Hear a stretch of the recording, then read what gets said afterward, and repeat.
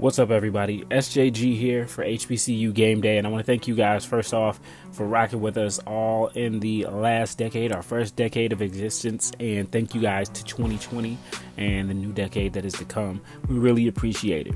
Now, just a little bit of a different format, but those of you who know me or who have, seen a lot of the work, know that I'm a history buff. Especially, I spend a lot of time going to microfilm and things of that nature to find some gems about different things that I feel are hidden digitally.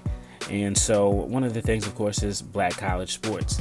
And the other day I was going through, looking through some stuff for the CIAA tournament.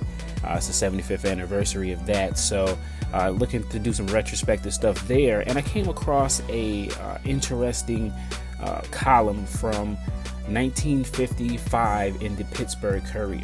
It's a great column, so I'll read it to you in a little bit, but just to give you a little bit of background, it was written by Wendell Smith. Now, if you've heard that name before, he was a great athlete at West Virginia State College back in the 30s. He was a pitcher. However, this was prior to the color barrier being broken in Major League Baseball, and so while he was looked at by some scouts, the world wasn't ready yet, and he decided to become a sports writer. So he did that and became a great sports writer, revolutionary. He has a place in the Baseball Hall of Fame for they're called the Wendell Smith papers. I would encourage anyone to read them, and I'm going to continue to do more research on him as well, because I think he's someone who deserves a lot more credit and to be talked about. But I came across this piece and it struck me because it was written in 1955. So this was right after the Brown versus Board of Education decision that ruled that separate but equal could not work on in the educational system in the U.S. And of course, as we all know, it took a long time for that to actually come to fruition. But in 1955, Wendell Smith, looking through the glass of the future of Black folks, not only in regular life but in sports as well, took a look at how desegregation would ultimately change the landscape of college athletics. So, very interesting piece that I feel is still probably relevant today. So, what I'm going to do is I'm going to read the piece, give a couple thoughts of my own, and then hopefully start a dialogue with the folks here. And we can talk about it from there. But in any event, this is the piece from the Pittsburgh Courier, March 5th, 1955. Blame it on the court. Anyone who thinks that the Supreme Court's decision against segregation in public education has thrown only one segment of the population into a state of utter confusion and consternation is badly mistaken.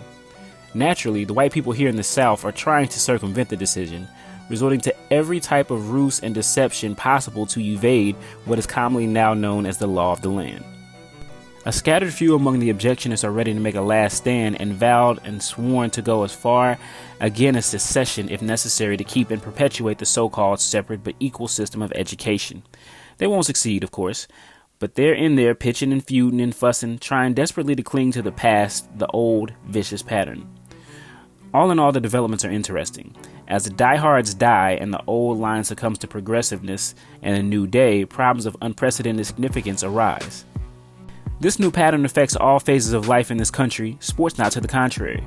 New avenues are being opened, new opportunities created, new bridges being crossed. Here in the tobacco tombs of America the past week, for example, basketball has been played at a furious, dazzling pace with 8 college teams battling for the CIAA championship. The paying customers probably did not realize it, but the day is fast approaching when such tournaments will not be feasible, practical, or even possible. The days of all Negro tournaments in sports will eventually fade and disappear from the American sports scene. There are those who will try to fight the inevitable, but like the objectionists who are fighting the Supreme Court's decision on education, they will lose. As sure as Lee lost to Grant, the word Confederacy became a legend rather than a fact and the law of the land. Slowly but surely, the idea is sinking in. There are some clear-thinking coaches who see it. They even talk about it now. We're in competition with the white colleges, said one young coach during the CIAA tournament, and they will have the edge because they have what it takes to lure good athletes to their schools. It's like baseball. If a scout from the New York Yankees propositions a kid and another comes along from the Birmingham Black Barons, which scout do you think is going to have the advantage? The answer obviously is the Yankees, unless, of course, the kid has a hole in his head. At the start of this obituary on so long segregated college sports and events, we inferred that all the moaning and crying and wailing is not on one side. There are some among the benefactors, the recipients, and last of kin who will weep about the passing and demise of the so-called wonderful old days. You can't, however, stop progress. You bury the dead and eventually realize they ain't coming back again. The old days of Lincoln versus Morgan, West Virginia versus Wilberforce, Wiley versus Prairie View just aren't going to be again. But there'll be a fight among us. West Virginia State, for example, was invited to join the biggest collegiate conference in the state. The invitation was not accepted simply because an overcautious president and a greedy athletic committee did not want to face what eventually they'll have to face anyway. The students at that institution aren't going to stand for Uncle Tomism any more than students in the colleges of beckoning schools are going to legalize continued Jim Crowism. This, friends, is a new day. If you don't believe it, you're making a mistake. So again, that's Wendell Smith, written in the Pittsburgh Courier, March 5th, 1955. As I sit here today, it is January 3rd, so we're pretty much at 65 years from the day that Smith sat down at his typewriter, whatever type of typewriter they use at the day, or he dictated to whoever, and he typed out this column, and it went across America, and the black folks of conscience and others read his words, got a chance to listen to what he was saying. And at the time, you know, there were probably some people who saw it and some people who thought, no, this would never happen. It just won't happen. And clearly, it took a while, right? I mean, this was written in 1955. Even up through 1965, there were no black athletes playing in the SEC or ACC. I believe there was one African American playing in Maryland at the University of Maryland in the ACC, but below the Mason-Dixon line, there was no black athletes representing white colleges. So, you know, it took a while for his words to take root, but clearly as the years went by, you go to 1975, 20 years later, the NCAA tournament, I mean, all the top teams have black college talent, and it continues on today. And again, as we sit 65 years later, and we, you know, as I sit here now, you know, my parents weren't even born when Smith wrote this letter. He, you know, you see the prophecy in what he said, and every day as the Game Day crew creates content, and we talk about what's going on in black college sports, you know, every day there are people there who are, you know, like he said, they are wishing for those days where the black athletes went to black schools.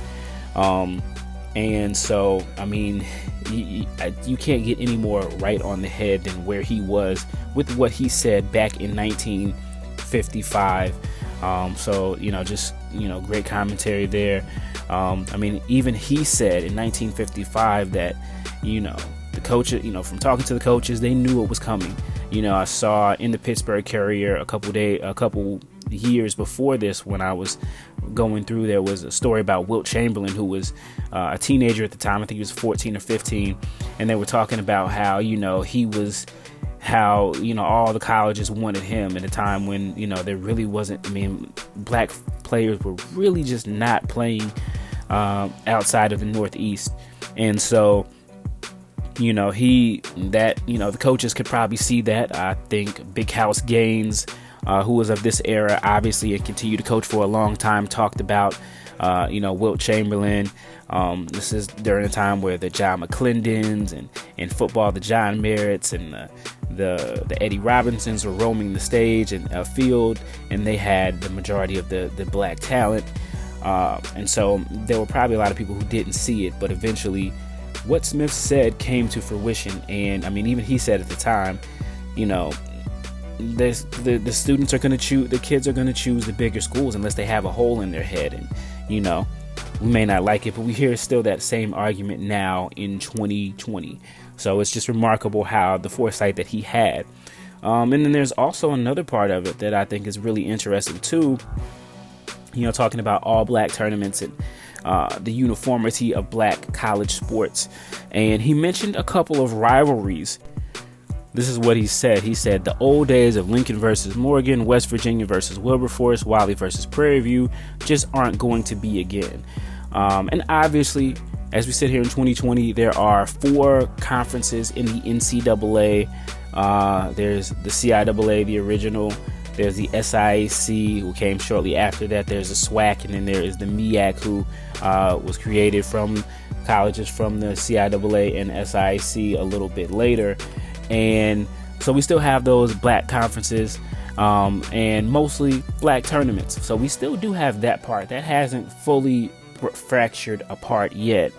But as time went on, you saw that it wasn't just being black schools even in the same area wasn't enough to continue certain rivalries, because the bigger schools saw those opportunities that were talked about by Smith, and they wanted those. And so then you have the MEAC and the SWAC jumping to Division I, the CIAA and the SIAC at a Division II level. And so a lot of those rivalries have fractured off. Lincoln and Morgan, every once in a while, I think they did play in basketball last year, and actually I think both Lincoln's men and women beat Morgan, so I don't know if you're going to see them play too much again. But that's a rivalry where a bigger school versus a smaller school has kind of had that separation. We talked about West Virginia State versus Wilberforce, and we know West Virginia State is an HBCU, will always be an HBCU, but we know the changes that, Scott saw coming in his own alma mater was pretty interesting. So there was that, and then Wiley versus Prairie View. Wiley is in the NAIA, Prairie View is in the SWAC, and so they may cross each other, but the rivalries aren't quite the same there either. So just a really interesting column by Wendell Smith. I'm going to continue to look at some more of his work, and I would encourage folks to do the same who are interested in the history of black college sports or journalism, because I think he's a great figure that doesn't get enough credit, and I know I need to learn a lot more about him myself, following in the footsteps of he and a lot of the other great writers. So just some really good conversation to see how this man saw the future and predicted the future, and that a lot of people couldn't see at the time. So just really interesting. So guys, leave us your comments. Let us know what you think about it. Discuss this amongst yourselves. Be sure to share it. And we'll continue to have this conversation as we continue to cover HBCU sports into the Roaring 20s 2.0. For HBCU Game Day, I'm SJG, signing off till next time.